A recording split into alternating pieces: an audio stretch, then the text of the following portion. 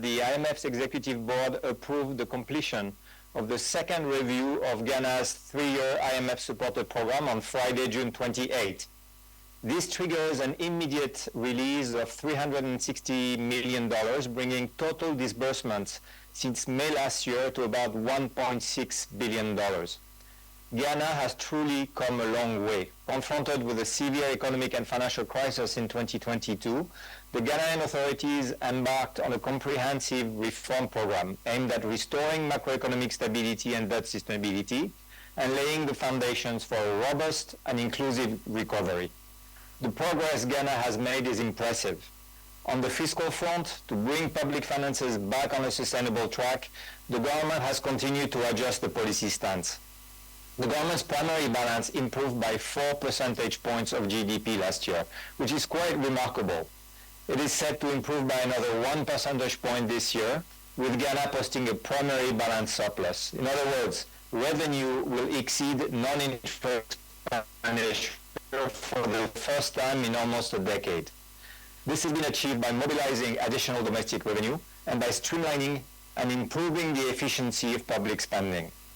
Crucially, these interventions are accompanied by efforts to protect the vulnerable, who are most affected during adjustment programs. For example, the 2024 budget has continued to increase benefits under the existing targeted cash transfer program, the Living Empowerment Against Poverty program.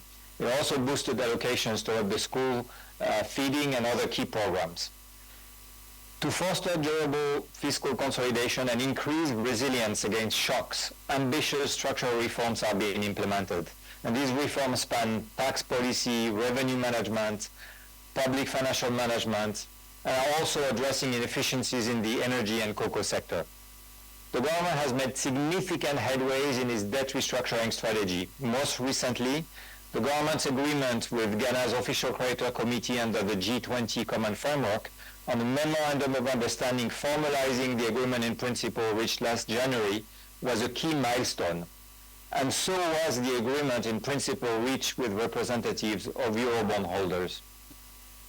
The Bank of Ghana has kept a prudent monetary policy stance, helping push inflation down. It has also taken steps to rebuild Ghana's international reserves. Additionally, the authority's economic reform program includes measures to ensure financial stability and to make the environment more conducive to private investment and job creation. Overall performance under the IMF-supported program has been generally strong. Ghana has met all quantitative performance criteria and almost all the indicative targets, and good progress was made on key structural milestones. All of these efforts are yielding positive results. Signs of economic stabilization are emerging. For example, economic growth has proven more resilient than initially envisaged. Therefore, we are revising our growth projection up from 2.8 to 3.1% for 2024. Inflation is declining rapidly, from 54% in December 2022 to 23% in May 2024. And Ghana's international reserves have been increasing. Looking ahead, staying the course by adhering to the committed policy and reform agenda remains essential to fully restore macroeconomic stability and debt sustainability, especially in the context of the upcoming general elections. We welcome the commitment from Minister Adam and various other government officials to stay the course on reforms. Let me end by reiterating the IMF's unwavering commitment to continue supporting Ghana.